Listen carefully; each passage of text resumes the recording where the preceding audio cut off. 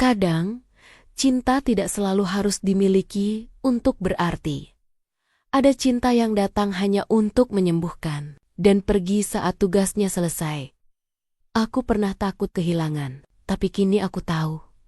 Kehilangan pun bisa jadi tanda bahwa aku pernah punya sesuatu yang indah. Dan seperti mobil yang akhirnya bisa melaju sendiri, aku pun belajar mengendalikan arah hidupku tanpa takut berhenti. Namaku Erni. Usiaku 46 tahun. Sudah hampir 20 tahun, aku bekerja sebagai guru bahasa Indonesia di salah satu sekolah negeri di Bandung. Setiap hari rutinitasku nyaris sama. Bangun pukul 5 pagi, menyiapkan sarapan sederhana, lalu berangkat ke sekolah. Sebelum matahari sepenuhnya naik, aku sudah terbiasa dengan jadwal yang rapi. Suara bel sekolah dan hiruk-pikuk anak-anak yang tak pernah kehabisan tenaga. Tapi, di balik kesibukan itu, ada ruang sepi yang sulit dijelaskan. Ruang yang dulu diisi oleh suara seseorang yang kini sudah tidak ada lagi. Aku janda sejak 5 tahun lalu. Suamiku, almarhum Rudi, adalah pegawai negeri di kantor wali kota Bandung. Orangnya tenang, penuh tanggung jawab, dan selalu bicara dengan nada sabar yang membuat rumah terasa damai. Kami menikah selama hampir 20 tahun. Tidak sempurna, tapi bahagia dengan cara kami sendiri. Hingga suatu pagi 5 tahun lalu, kabar itu datang seperti petir di langit cerah. Mobil dinas yang dikendarainya mengalami kecelakaan di tol Cipularang. Dia meninggal di tempat. Sejak hari itu, hidupku berubah pelan-pelan. Aku tak lagi mendengar tawa yang dulu menemaniku minum teh di pagi hari. Tak ada lagi yang menjemputku sepulang kerja. Dan setiap kali lewat di depan kantor wali kota, aku selalu menunduk sedikit. Bukan karena sedih, tapi karena ingatan yang masih terlalu jelas. Kini aku tinggal sendirian di rumah kecil di kawasan Sukajadi, Bandung. Rumah yang dulu ramai, kini hanya ditemani suara kipas angin dan radio tua yang masih setia menyiarkan lagu-lagu tahun 90-an. Aku berusaha sibuk, mengisi waktu dengan mengajar, mengoreksi tugas, dan sesekali menulis puisi yang tak pernah kubacakan kepada siapapun. Beberapa bulan lalu, aku memberanikan diri untuk membeli sesuatu yang sudah lama kutunda. Sebuah mobil kecil berwarna putih. Sebenarnya bukan karena aku butuh, tapi lebih karena aku ingin belajar lagi, menjalani hal-hal yang dulu kutakuti setelah suamiku pergi. Dulu, dia yang biasa menyetir kemana-mana. Aku hanya duduk di kursi penumpang, menikmati perjalanan. Tapi sekarang, jika ingin melangkah lebih jauh, aku harus bisa mengendalikan setir itu sendiri. Masalahnya, aku belum bisa menyetir. Awalnya, aku ingin ikut kursus mengemudi. Tapi kemudian seorang tetangga baru di komplek, Andi, menawarkan bantuan. Andi berusia sekitar 31 tahun. Bekerja di bengkel mobil di daerah Cihamplas. Ia sering membantu warga komplek memperbaiki motor atau sekadar mengisi angin ban mobil. Ramah, ringan tangan, dan punya senyum yang mudah disukai siapapun. Aku mengenalnya tak lama, hanya sering berpapasan di pagi hari saat aku hendak berangkat kerja. Ia selalu menyapa dengan sopan, "Pagi, Tante Erni," dan aku hanya membalas dengan senyum kecil. Suatu sore, saat aku sedang membersihkan garasi dan mengelap mobilku yang baru, Andi lewat sambil membawa helm dan sarung tangan mekaniknya. "Baru beli mobil ya, Tante?" katanya, sambil melirik ke arah mobil putihku. "Iya, baru beberapa minggu ini," jawabku sambil tersenyum. Sayangnya, cuma bisa dipandangi. Soalnya belum bisa nyetir. "Wah, sayang banget Tante. Mobilnya bagus. Kalau mau, saya bantuin belajar. Gratis.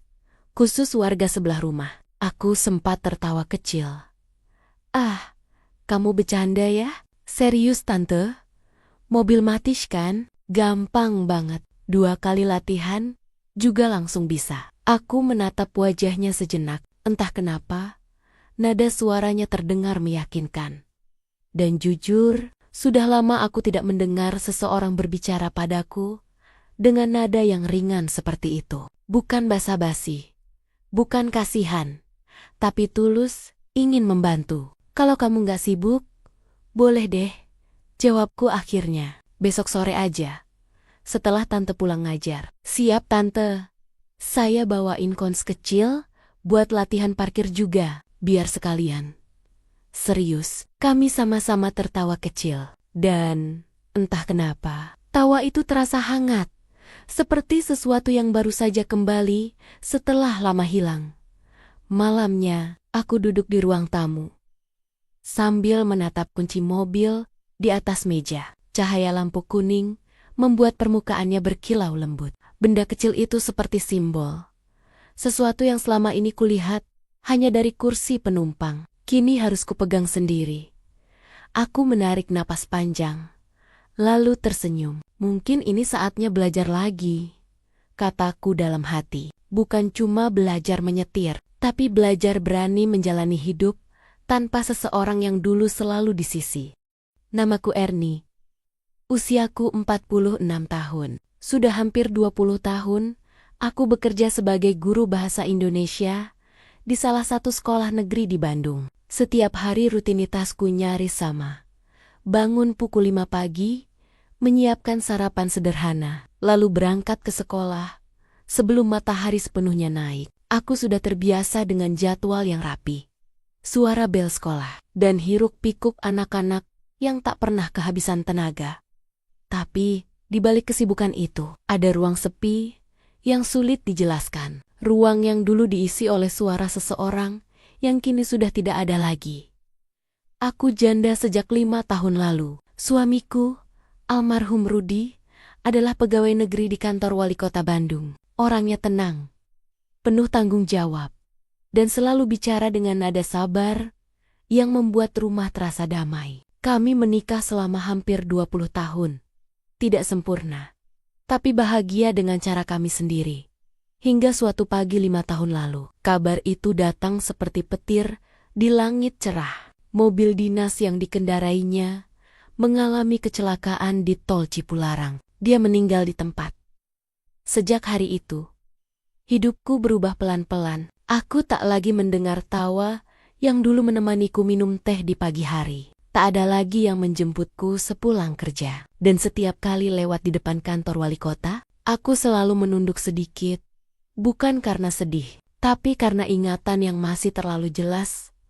Kini aku tinggal sendirian di rumah kecil di kawasan Sukajadi, Bandung. Rumah yang dulu ramai, kini hanya ditemani suara kipas angin dan radio tua yang masih setia menyiarkan lagu-lagu tahun 90-an. Aku berusaha sibuk, mengisi waktu dengan mengajar, mengoreksi tugas, dan sesekali menulis puisi yang tak pernah kubacakan kepada siapapun. Beberapa bulan lalu, aku memberanikan diri untuk membeli sesuatu yang sudah lama kutunda. Sebuah mobil kecil berwarna putih. Sebenarnya bukan karena aku butuh, tapi lebih karena aku ingin belajar lagi, menjalani hal-hal yang dulu kutakuti setelah suamiku pergi. Dulu, dia yang biasa menyetir kemana-mana. Aku hanya duduk di kursi penumpang, menikmati perjalanan. Tapi sekarang, jika ingin melangkah lebih jauh, aku harus bisa mengendalikan setir itu sendiri. Masalahnya, aku belum bisa menyetir.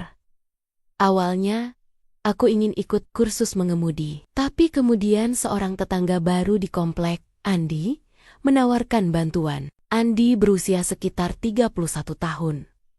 Bekerja di bengkel mobil di daerah Cihamplas. Ia sering membantu warga komplek memperbaiki motor atau sekadar mengisi angin ban mobil. Ramah, ringan tangan, dan punya senyum yang mudah disukai siapapun. Aku mengenalnya tak lama, hanya sering berpapasan di pagi hari saat aku hendak berangkat kerja. Ia selalu menyapa dengan sopan, "Pagi, Tante Erni," dan aku hanya membalas dengan senyum kecil.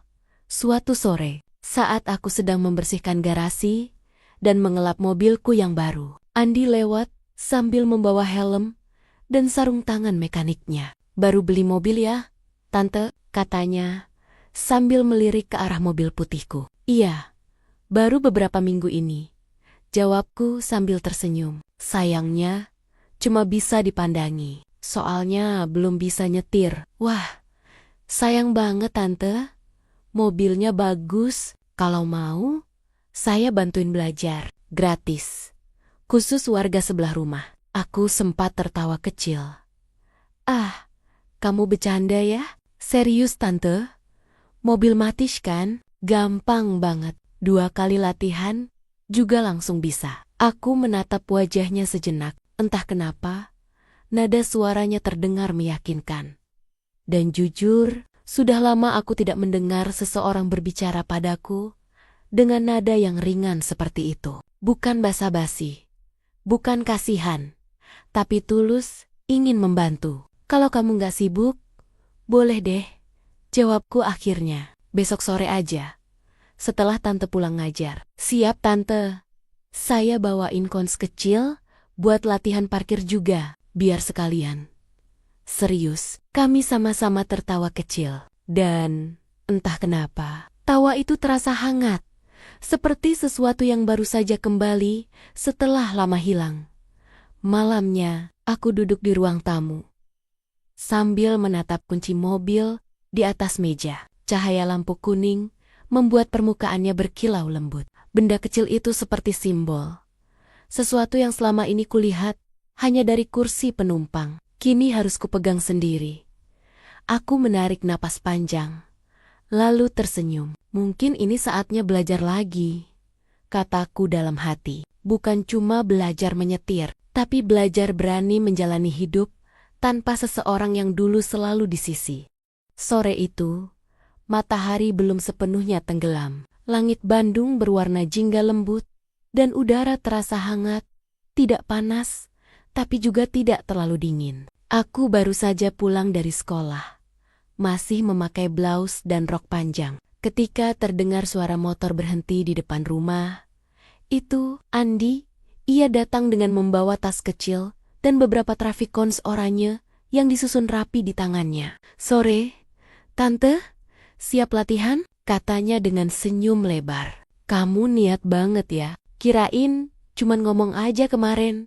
Jawabku sambil tersenyum kecil. Janji harus ditepati tante, apalagi sama guru. Bahaya kalau sampai di blacklist. Aku tertawa kecil. Sudah lama rasanya tidak tertawa selepas itu.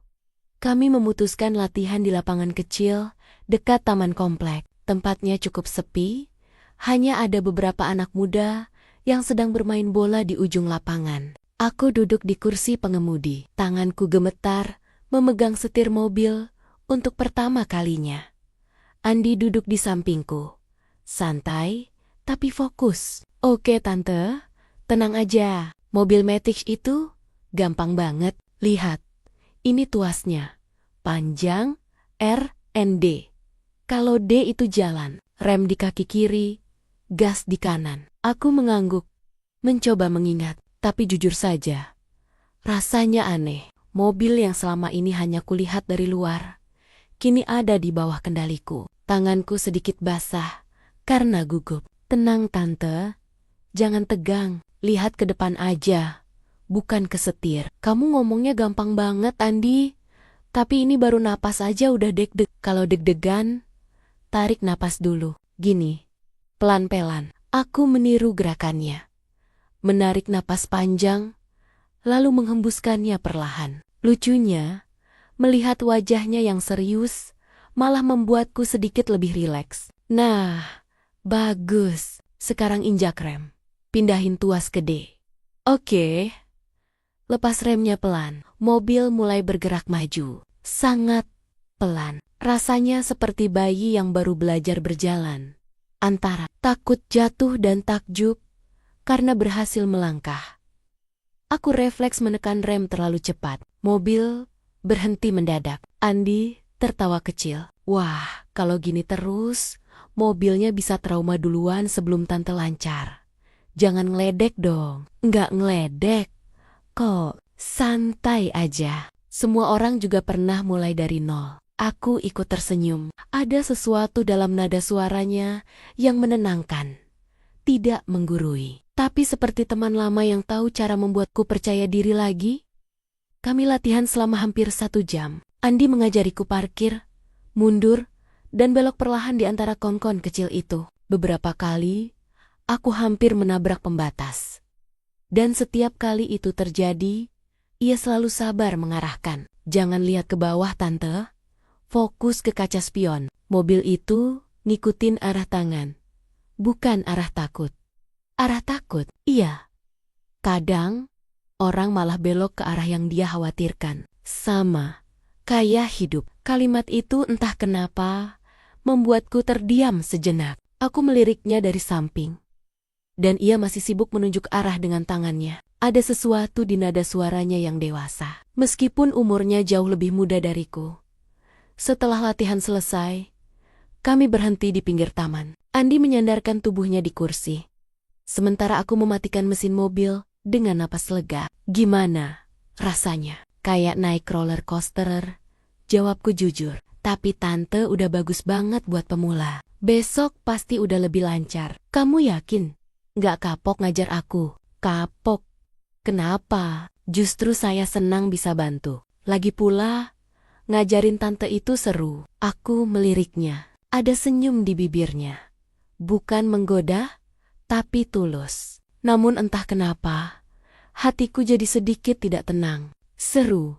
Kenapa? Tanyaku, setengah bercanda. Soalnya Tante itu beda. Biasanya, kalau saya ngajar orang, mereka cepat marah atau menyerah. Tapi Tante malah sabar dan pengen terus belajar. Hahaha.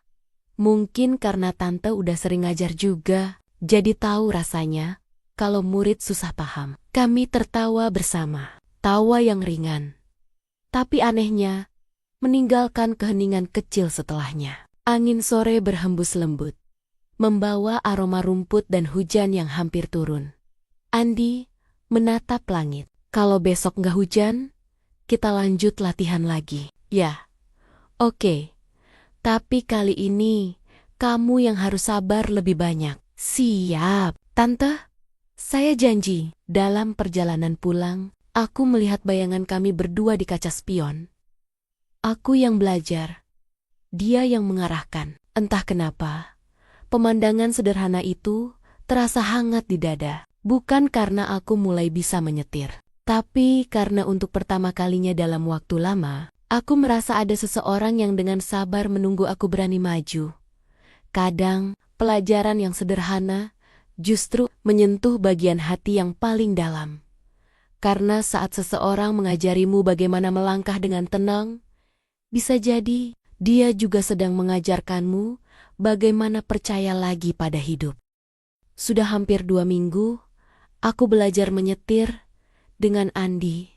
Dari yang awalnya gugup dan canggung, kini tanganku sudah mulai terbiasa menggenggam setir. Setiap sore, setelah pulang mengajar, aku selalu menunggu suara motornya berhenti di depan rumah.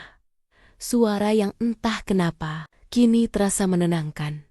Kami latihan tidak hanya di lapangan komplek, tapi kadang juga di jalan-jalan kecil di sekitar Bandung Utara. Andi duduk di sampingku, memberi arahan dengan sabar, kadang bercanda, kadang diam, tapi selalu memperhatikan. Tante udah makin jago sekarang, katanya suatu sore. Ah, baru jago di komplek, coba keluar ke jalan besar.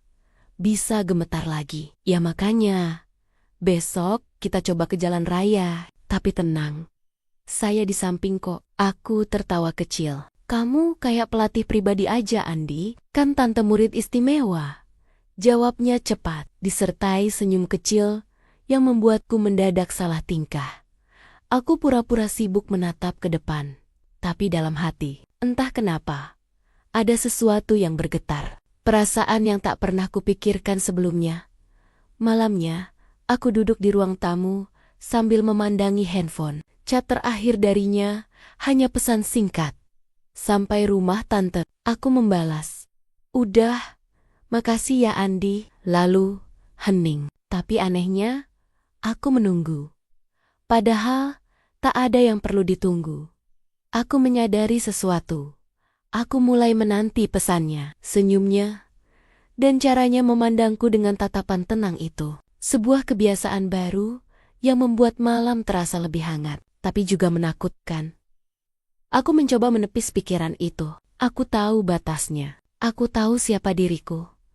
Seorang wanita 46 tahun, guru, janda, dan dia hanya seorang tetangga muda yang baik hati. Tidak seharusnya ada apa-apa di antara kami. Tapi bagaimana caranya menghentikan sesuatu yang tumbuh tanpa diminta? Keesokan sore, latihan kami terasa berbeda. Mungkin karena aku yang mulai salah tingkah. Atau karena Andi pun seperti menangkap sesuatu. Ketika aku salah belok, dan mobil sedikit tersendat, dia spontan memegang setir, tangannya menutupi tanganku. Sesaat, waktu seperti berhenti. Tangannya hangat, kuat tapi lembut. Aku menatap ke depan, pura-pura fokus. Padahal pikiranku kosong. Ia sadar dan cepat menarik tangannya. Maaf, refleks aja tante. Iya, gak apa-apa. Suara kami sama-sama pelan. Mobil terus berjalan, tapi suasana di dalam terasa lain. Ada udara yang berbeda. Bukan karena panas, tapi karena keheningan yang penuh tanda tanya. Setelah latihan, kami berhenti di tepi jalan dekat taman kota. Langit mulai gelap, lampu-lampu jalan menyala satu persatu. Aku membuka jendela sedikit, membiarkan udara malam masuk. Andy, iya, Tongt. Kamu kenapa akhir-akhir ini lebih diam? Enggak, apa-apa. Saya cuma takut salah ngomong. Takut salah ngomong kenapa? Karena kalau saya jujur, nanti tante bisa marah. Aku menoleh, wajahnya menatap lurus ke depan.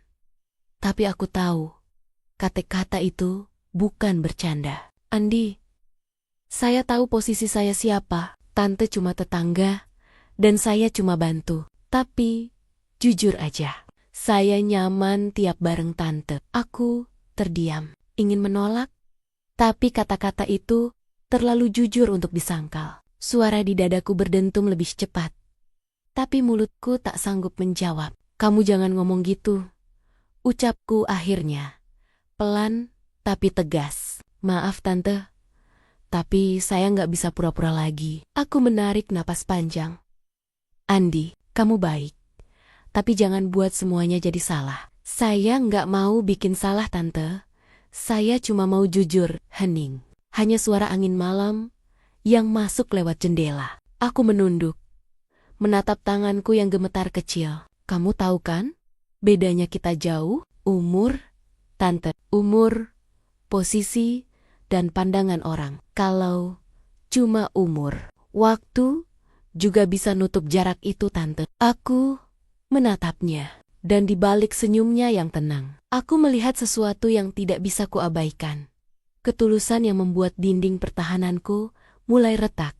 Malam itu, saat aku kembali ke rumah, aku menutup pintu dengan perasaan campur aduk, antara senang, takut, dan bingung. Aku berjalan menuju garasi, melihat mobilku di sana, mobil yang menjadi alasan kami sering bertemu. Dan tiba-tiba aku berpikir, apa mungkin ini semua bukan kebetulan? Kadang, hidup mempertemukan kita dengan seseorang, bukan untuk dicintai, tapi untuk diuji.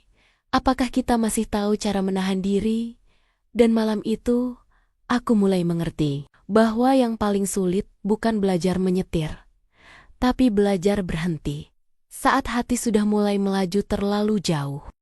Hari itu kami berlatih agak sore. Terlalu sore. Mungkin langit Bandung sudah berwarna abu-abu keunguan ketika Andi datang membawa jaket tebal dan senyum lelah. Maaf telat tante. Bengkel rame banget tadi. Nggak apa-apa. Aku juga baru siap. Kami berangkat seperti biasa. Tapi kali ini, aku memilih jalan yang agak jauh. Entah kenapa, aku ingin lebih lama di mobil bersamanya. Di jalan yang tenang, di antara suara mesin dan udara senja yang pelen-pelen berubah dingin, mobil melaju di jalan pinggiran kota yang sepi. Lampu jalan berderet di sisi kiri, memantulkan cahaya kuning lembut di kaca depan. Aku menyetir dengan hati-hati, sementara Andi duduk di samping, memantau tanpa banyak bicara. Tante udah makin jago, katanya akhirnya. Lumayan lah, walau masih suka panik kalau rem mendadak. Itu wajar. Tapi jujur, Tante cepat banget belajar. Mungkin karena sabar, atau karena gurunya sabar, balasku. Tersenyum. Andi menoleh sebentar, lalu mengalihkan pandangan. Senyumku menguap di udara dingin, yang entah kenapa terasa makin hening. Beberapa menit kemudian, hujan mulai turun. Awalnya rintik kecil, tapi cepat berubah jadi deras. Aku menepi, menyalakan lampu hazard, dan menarik napas panjang. Hujannya gede banget. Iya, jangan lanjut dulu. Bahaya. Kita tunggu. Reda. Kami berhenti di tepi jalan.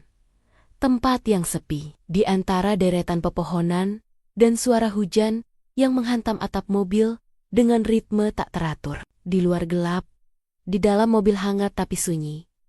Andi membuka sedikit jendela untuk menghilangkan embun, lalu menatapku. Tante, nggak takut? Takut? Iya. Hujan, malam, jalan sepi begini. Dulu iya, jawabku pelan. Tapi, sekarang, entah kenapa, malah tenang. Ia menatapku lama, seolah mencari makna di balik kata-kataku. Tatapan itu, tenang, tapi dalam, membuatku merasa sesuatu yang lama tertidur di dalam hati mulai bergerak pelan. Andi, Ayah, Tongt, kamu tahu nggak? Kadang Tante lupa, rasanya punya seseorang yang benar-benar peduli. Tapi Tante nggak sendiri. Katanya cepat, selama saya di sini, Tante nggak sendiri. Kata-katanya sederhana, tapi di antara bunyi hujan dan sepi malam, kalimat itu seperti tembus langsung ke hati. Aku mengalihkan pandangan, menatap air hujan yang mengalir di kaca depan. Cahaya lampu jalan membuat tetesannya tampak seperti garis-garis cahaya yang bergerak perlahan. Kamu nggak seharusnya ngomong gitu, Andi.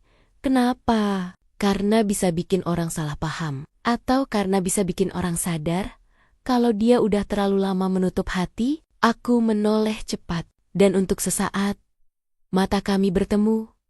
Terlalu lama, terlalu dekat, hanya beberapa detik. Tapi cukup untuk membuat udara di antara kami berubah. Aku menunduk. Andi, kita pulang aja.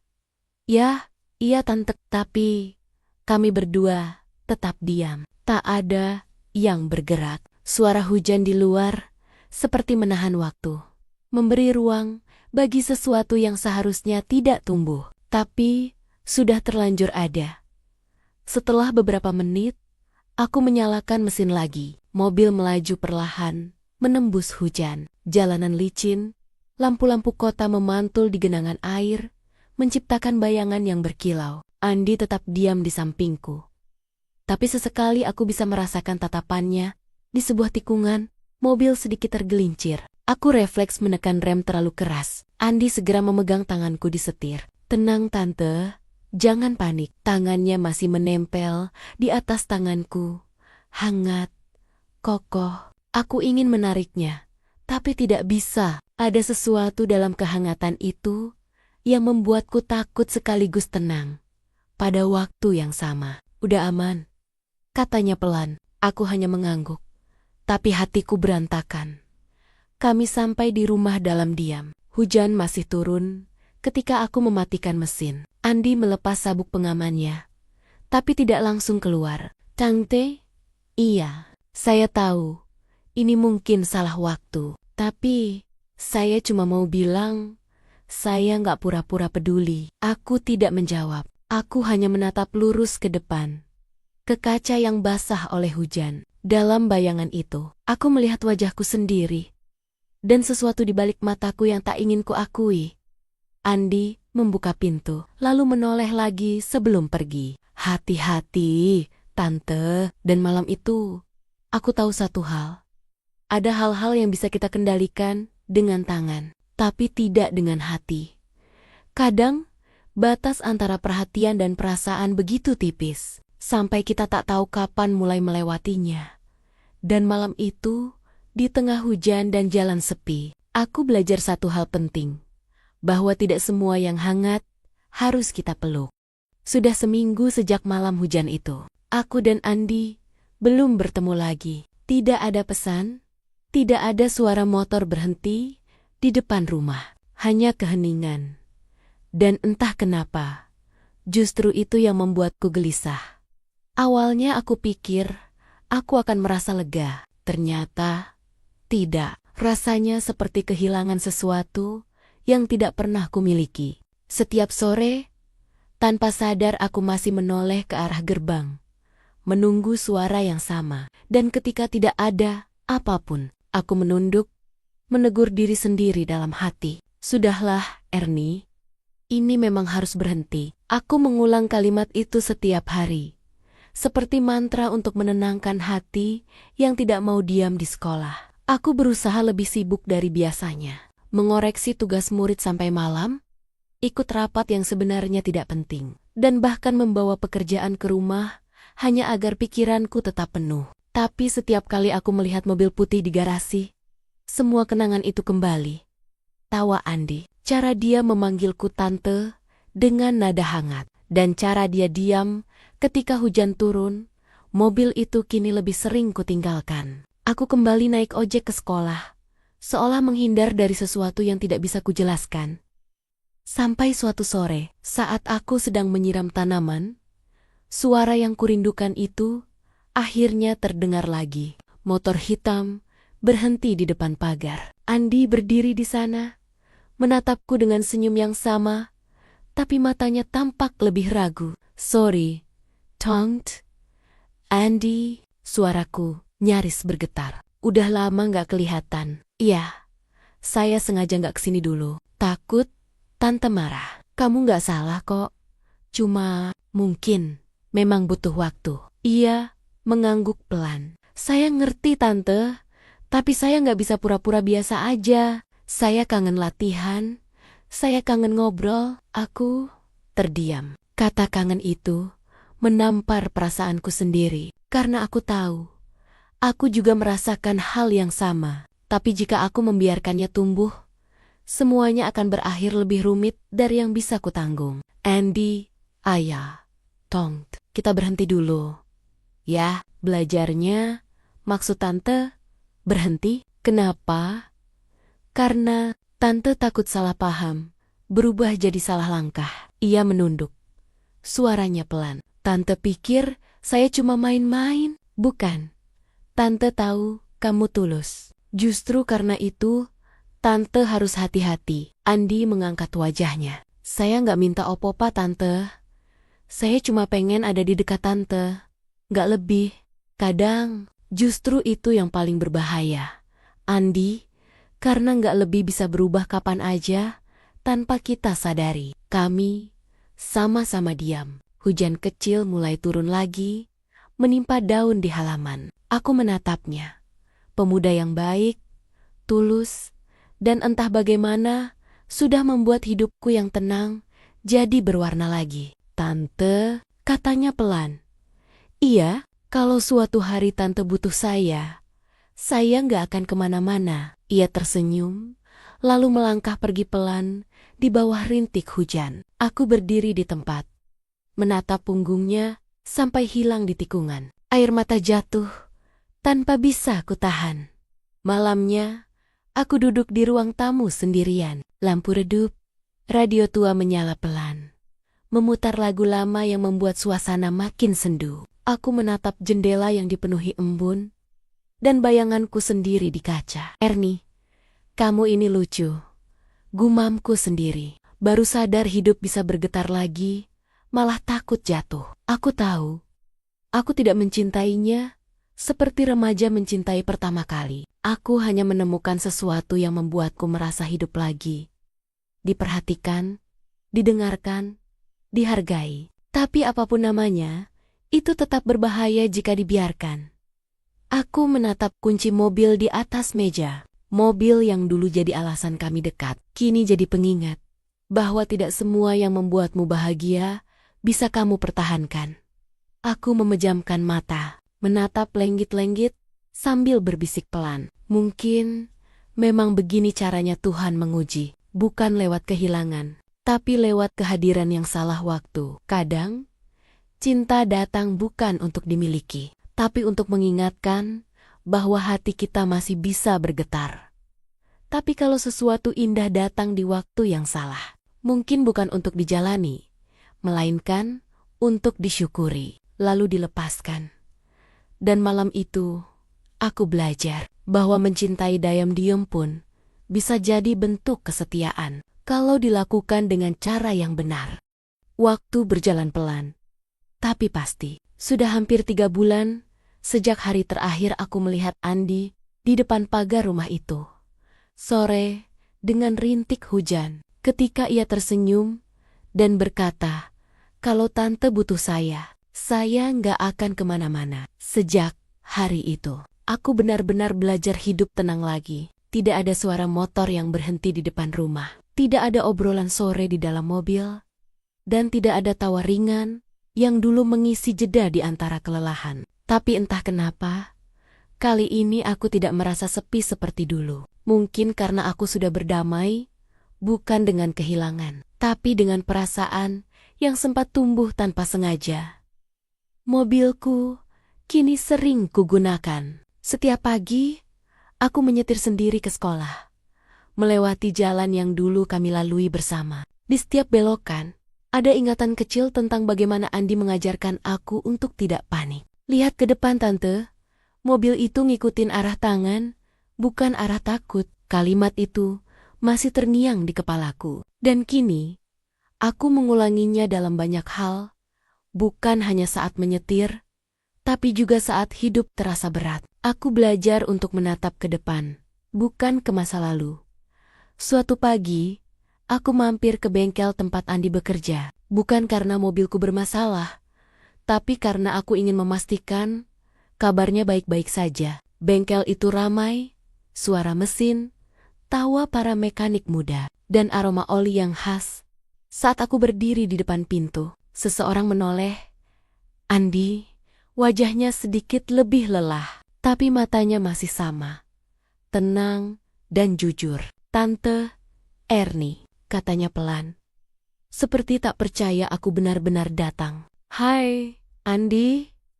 Mobilku baik-baik aja, tapi aku lewat sini, jadi mampir aja." "Syukurlah, saya kira Tante udah nggak mau lihat saya lagi." "Bukan, nggak mau. Kadang, yang terbaik bukan menjauh, tapi menenangkan diri dulu." Ia mengangguk. Senyumnya tipis, tapi tulus. "Saya ngerti, Tante. Saya juga udah banyak mikir. Mungkin waktu itu saya terlalu terbawa." "Nggak apa-apa, Andi. Kita semua manusia. Kadang perasaan datang tanpa izin. Tapi cara kita menghadapinya, itu yang bikin kita dewasa." Hening sejenak. Suara bengkel di sekitar seperti menghilang sesaat, menyisakan hanya kami berdua dan segala yang tak lagi perlu dijelaskan. "Tante," katanya akhirnya, "makasih udah ngajarin saya hal paling penting." "Ngajarin apa?" "Ngajarin saya buat berhenti di waktu yang tepat." Aku tersenyum, dan untuk pertama kalinya, aku benar-benar yakin tidak ada penyesalan. Yang ada hanya rasa terima kasih, karena pernah diberi kesempatan untuk merasa hidup lagi. Setelah itu, aku pergi. Di perjalanan pulang, udara Bandung terasa lebih lembut dari biasanya. Langit biru muda, pohon-pohon bergoyang pelan, dan sinar matahari menembus kaca mobilku, membuat segalanya tampak lebih damai. Aku tersenyum sendiri, mengingat betapa jauh perjalananku dari seorang janda yang takut menyetir, menjadi wanita yang bisa memegang kendali atas hidupnya sendiri lagi. Bukan karena tidak ada yang menemani, tapi karena akhirnya aku tahu bagaimana menemani diriku sendiri. Malamnya, aku duduk di teras rumah sambil menatap mobil putihku yang terparkir rapi. Lampu jalan berpendar lembut, dan dari jauh terdengar suara azan Isya yang menenangkan. Aku meneguk teh hangat, lalu berbicara pelan pada diri sendiri. "Erni, kamu sudah cukup kuat sekarang. Bukan karena kamu tidak butuh siapapun, tapi karena kamu sudah belajar tidak menggantungkan bahagia pada siapapun." Aku menatap langit malam yang bersih, lalu tersenyum kecil. Terima kasih Tuhan, sudah mempertemukan aku dengan seseorang yang salah waktu. Tapi, datang di saat yang tepat untuk membuatku belajar. Kadang, cinta tidak selalu harus dimiliki untuk berarti.